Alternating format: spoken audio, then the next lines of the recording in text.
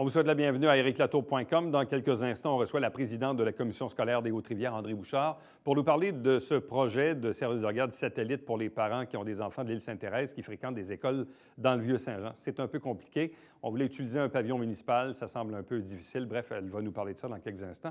Mais d'abord, vous savez qu'à Chambly, il se passe toutes sortes de choses. Il y a quand même un peu d'agitation, quelques dossiers chauds, notamment celui du golf, la gestion des assemblées du conseil. Mais ça ne semble pas déranger le maire de Chambly, Denis Lavoie.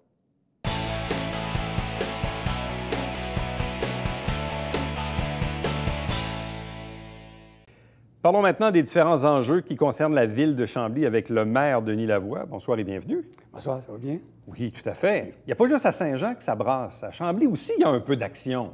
Écoutez, il faut juste faire attention comment c'est rapporté versus la réalité. C'est-à-dire? C'est-à-dire que des fois, il y a des médias qui vont amplifier pour des raisons qui leur appartiennent. Sur le terrain, lorsqu'on rencontre les gens, il n'y a pas de... Il y a eu... vous savez, des fois, il y a eu un dossier dernièrement qui était un dossier de l'agenda politique du gouvernement du Québec qu'on appelle la densification territoriale. Ouais. Ce qui n'est pas touché ici parce que Saint-Jean ne fait pas partie de la CMM. Donc, il y avait une refonte des plans d'urbanisme et ce qu'on appelle dans le langage le PMAD, Plan métropolitain d'aménagement et de développement. Donc, il y a un processus qui allait à un processus d'ouverture de registre.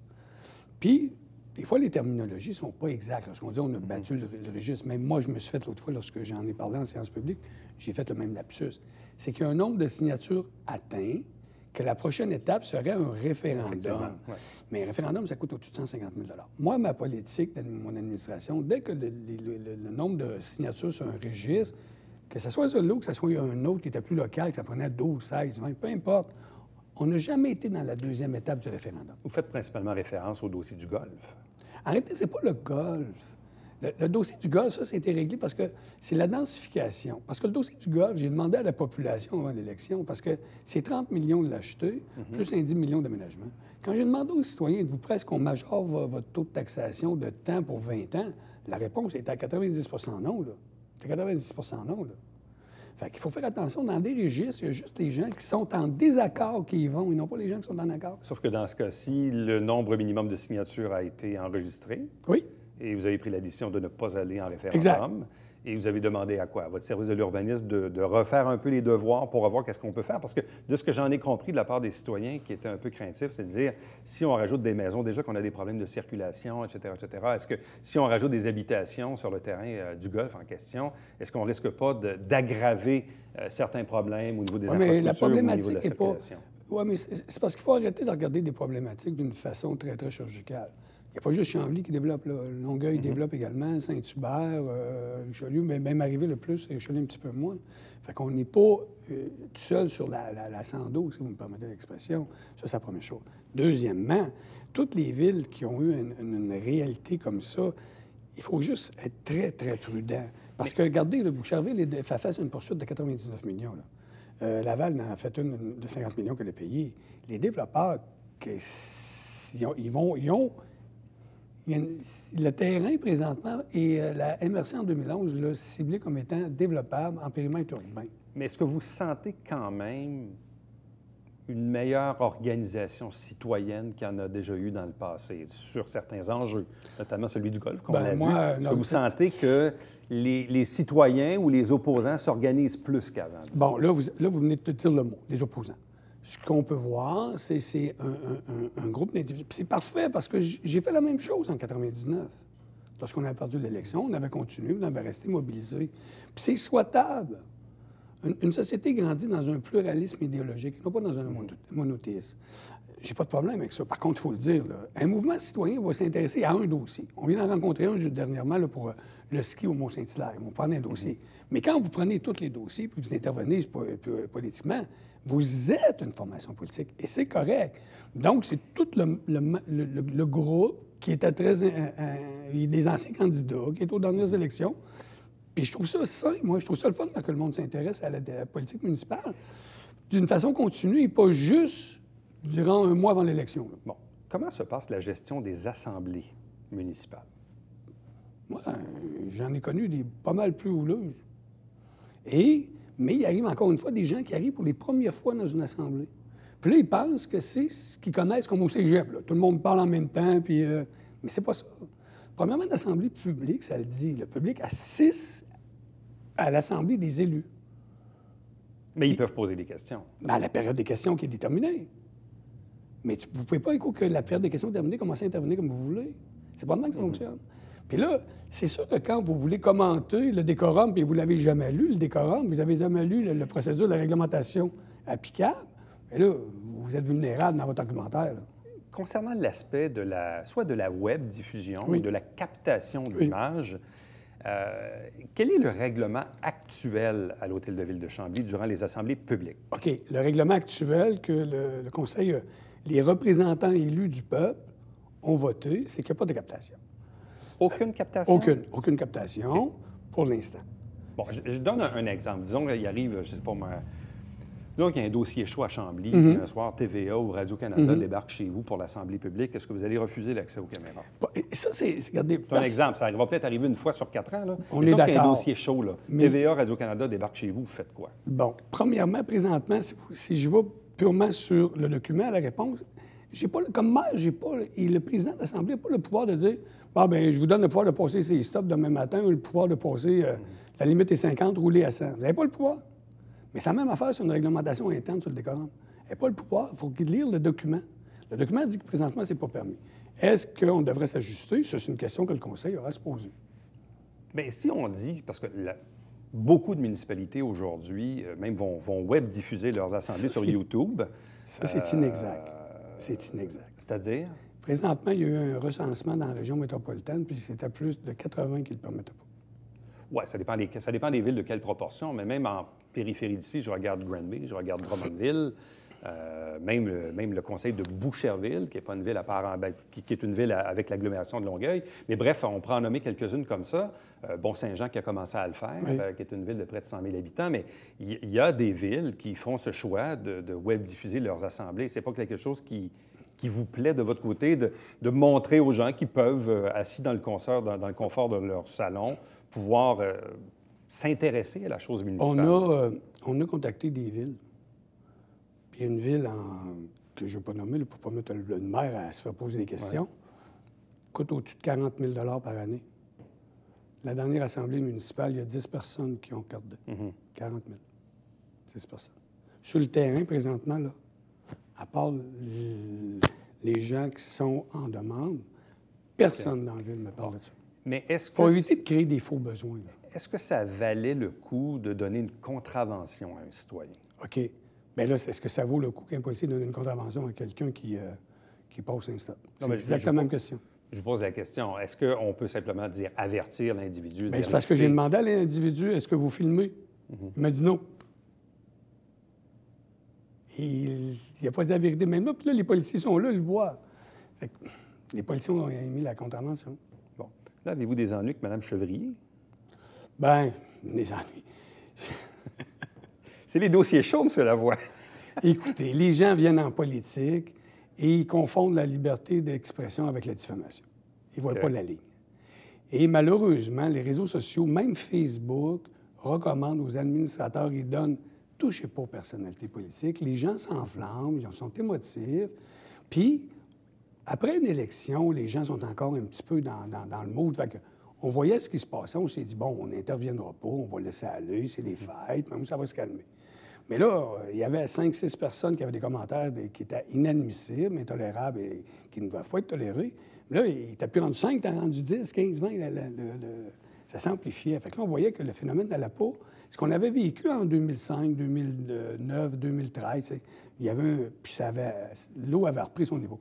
Là, c'est pas ça qu'on voit. Là. On voyait plutôt que c'était celui qui allait avoir le plus de commentaires désobligeants, puis des commentaires attentatoires. Et moi, j'ai fait 20 ans que je fais de la politique.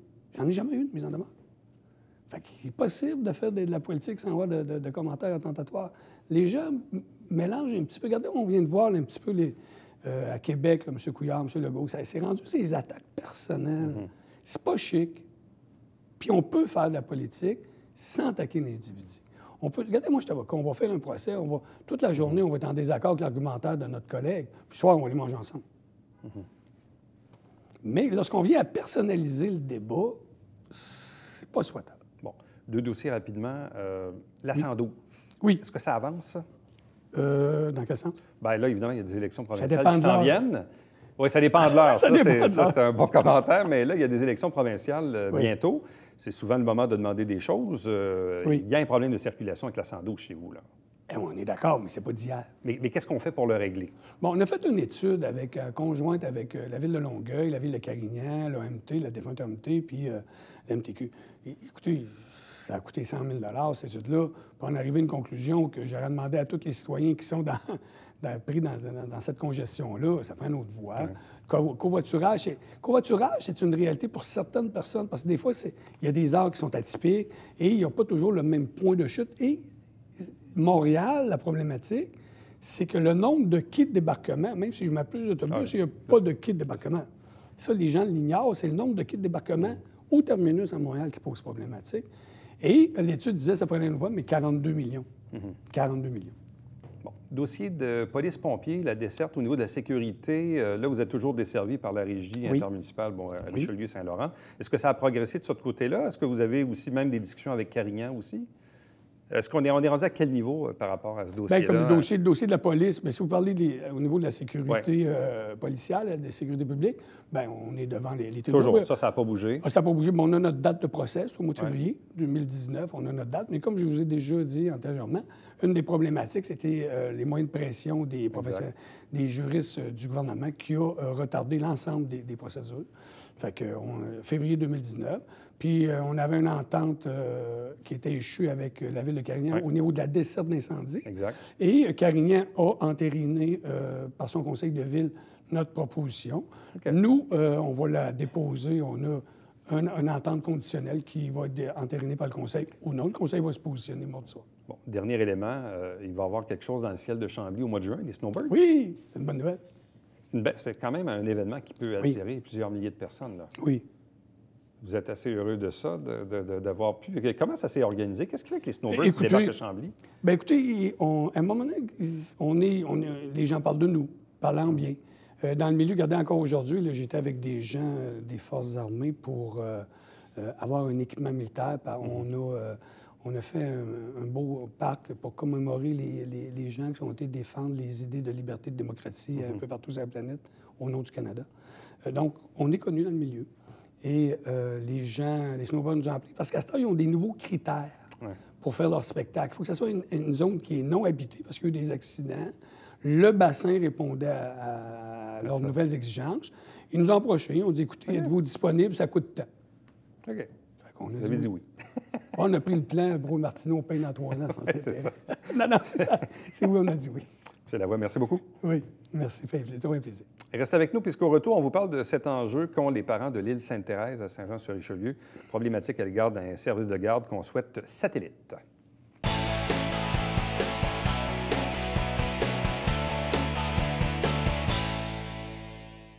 Mesdames et messieurs, bonjour et bienvenue à la Justice entre nous. Mon nom est Sylvain.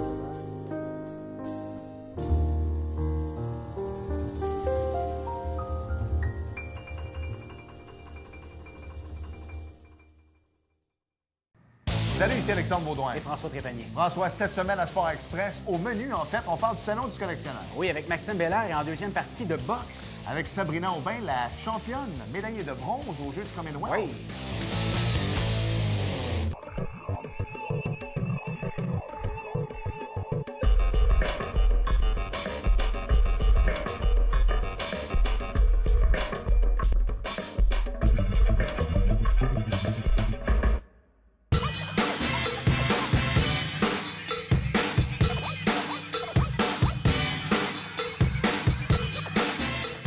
Dimanche, 9h30, Télé Bingo, on vous attend.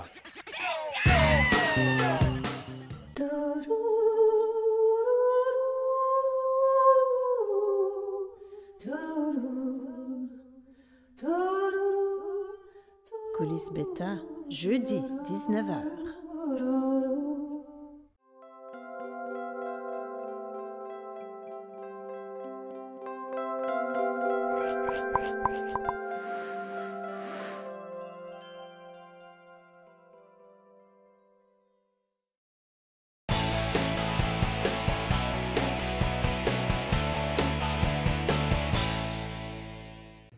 Il y a quelques semaines, ici même à l'émission, on recevait quelques parents de l'île Sainte-Thérèse qui souhaitent l'implantation d'un service de garde satellite.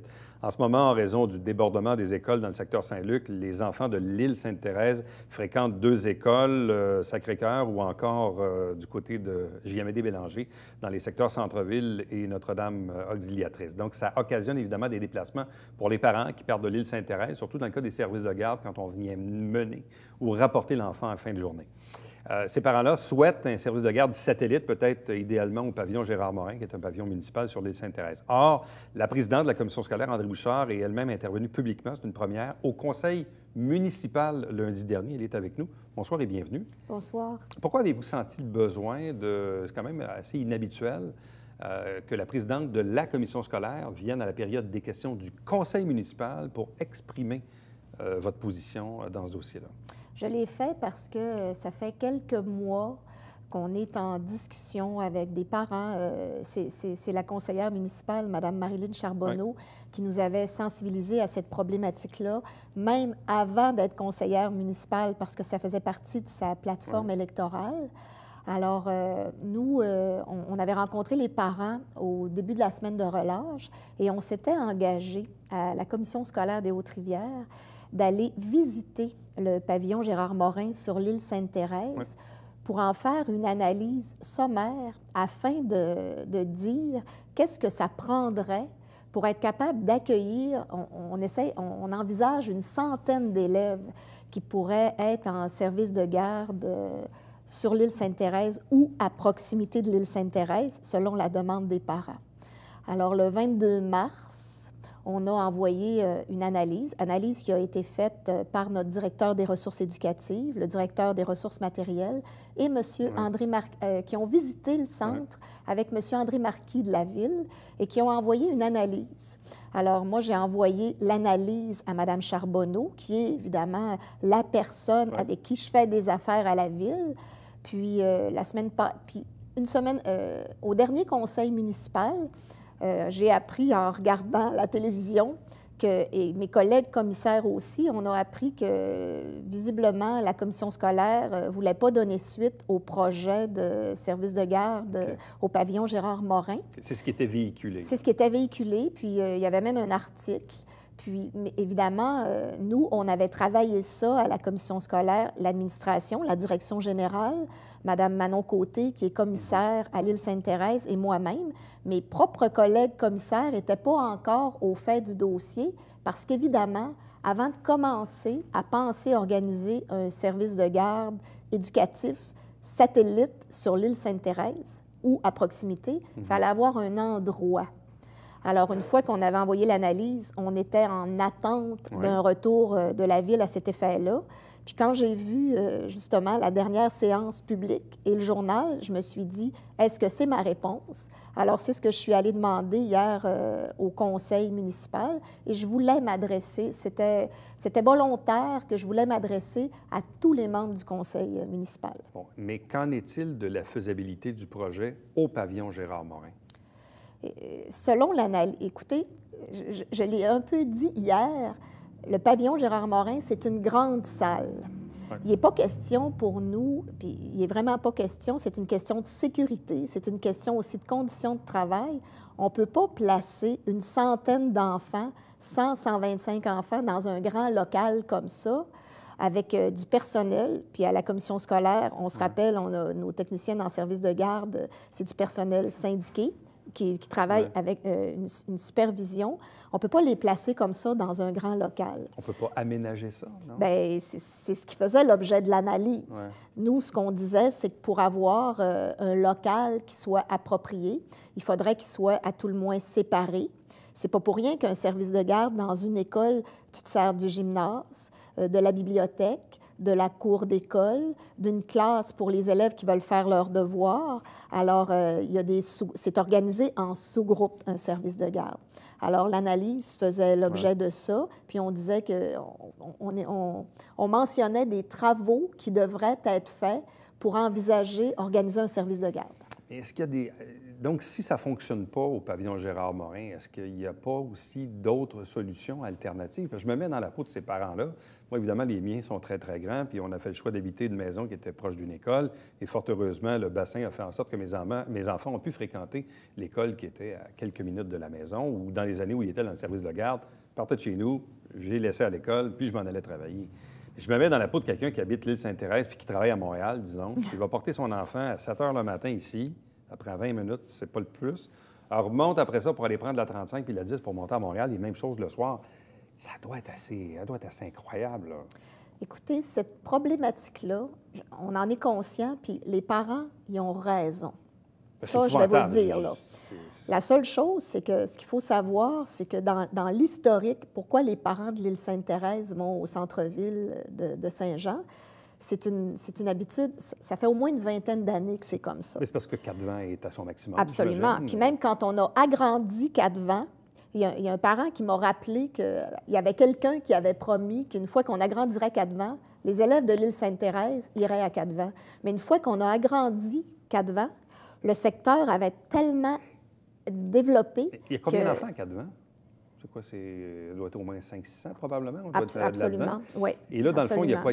Il y a 100 élèves de trop, là, principalement ceux de l'île Sainte-Thérèse, c'est ça? Écoutez, même un peu Jean Talon? Bien, je dirais oui. Puis même ceux-là qui sont sur le bord de la 35, là, on a eu déjà des doléances de parents qui demeurent le long de la 35, secteur Fleur-de-Lys, qui sont venus nous dire, eux autres aussi, là, quand ils travaillent à Montréal, il faut qu'ils viennent reconduire leurs enfants dans le centre-ville de Saint-Jean et tout ça.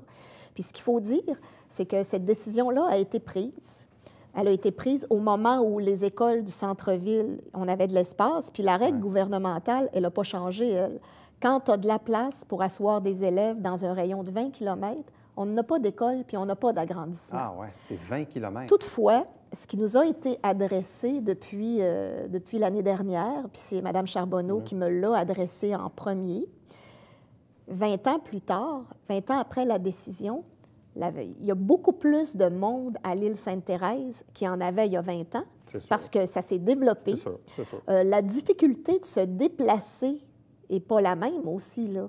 C'est beaucoup plus... On s'entend que la ville s'est beaucoup développée, puis ça, je l'ai dit hier à M. le maire et aux conseillers municipaux, la ville s'est beaucoup développée au niveau domiciliaire, mais les artères sont restées les mêmes, les routes d'accès.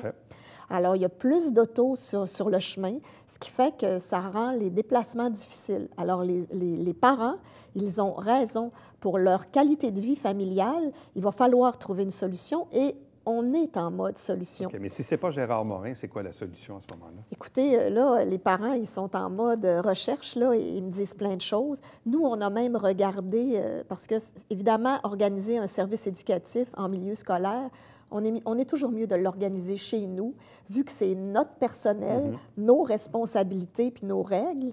Alors, on a regardé à l'école aux Quatre-Vents. Puis à l'école aux Quatre-Vents, bien, c'est une grosse école primaire où il y a un gros service de garde.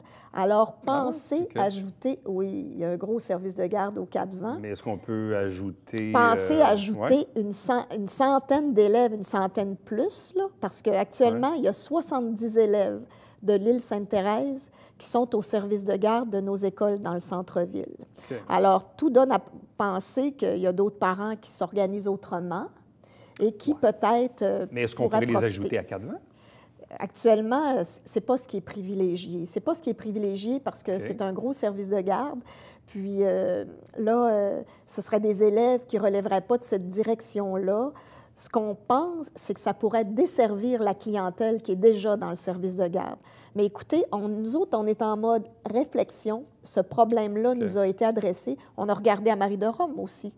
L'école Marie-de-Rome est aussi sur le chemin, pourrait être aussi sur le chemin des parents. Mais les parents ont été avisés que qu'on allait réfléchir à la situation et que, évidemment, la solution, elle ne sera pas pour le mois d'août 2018. Ça, c'était mon autre question. Est-ce que c'est envisageable pour l'automne? C'est impossible. Puis ça, les parents, ils le savent même depuis en décembre, quand on a discuté, parce que moi, je me suis assise avec Mme Côté, Monsieur Laplante, le maire, et Mme Charbonneau. Puis ça, c'est pas envisageable pour l'année 2018-2019. Alors, on est vraiment en train d'essayer de réfléchir à une solution qui n'est pas si simple que ça. parce que le service de garde, selon les règles de la loi sur l'instruction publique, il est déjà organisé à J-Amédée-Bélanger et à Notre-Dame-du-Sacré-Cœur. Puis en plus, bien, à partir du moment où on aurait un local, actuellement, on n'en a pas de local. Alors, à partir du moment où on aurait un local, il y a aussi toute la question des ressources humaines et puis de l'organisation autour ce que de ça traduit au final, je comprends qu'actuellement, vous avez fait des demandes pour agrandir Saint-Eugène, qui est aussi un problème en soi. Mais visiblement, j'ose à penser que Cadevant va devoir avoir quoi, un nouvel agrandissement ou une nouvelle école primaire dans ce secteur-là tout court? Écoutez, actuellement, on a modifié la structure administrative à la Commission scolaire des Hautes-Rivières parce que, vous savez, je vous le dis à chaque fois, on a des frais administratifs très bas, mais c'est ce qui fait que des fois, il y a des travaux qui ne se font pas nécessairement comme on voudrait qu'ils se fassent. Alors actuellement, à la Commission scolaire des Hautes-Rivières, le transport scolaire était associé aux ressources éducatives et l'organisation scolaire. L'organisation scolaire, ça veut dire les prévisions de clientèle étaient associées aux finances. Mais allez-vous demander au gouvernement une nouvelle école? Ou un agrandissement? Écoutez, c'est ce on a engagé une nouvelle personne à l'organisation scolaire et le mandat, c'est vraiment de voir avec ce qui s'en vient, puis probablement les développements domiciliaires aussi. Là, dont, actuellement, on constate qu'il y a eu beaucoup de développements domiciliaires et qui n'ont pas nécessairement tenu compte de l'organisation scolaire. André Bouchard, merci beaucoup. Ça me fait plaisir. Et restez avec nous au retour, le Babillard quotidien.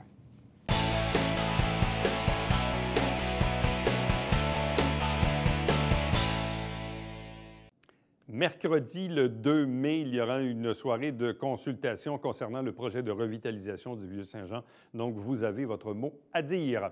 Chaque semaine, un résumé des extraits des travaux du Conseil municipal de Saint-Jean-sur-Richelieu. Chaque dimanche matin, 9h30 en direct, c'est le Télébingo avec toujours 4 000 $ en prix. À demain. Bye-bye.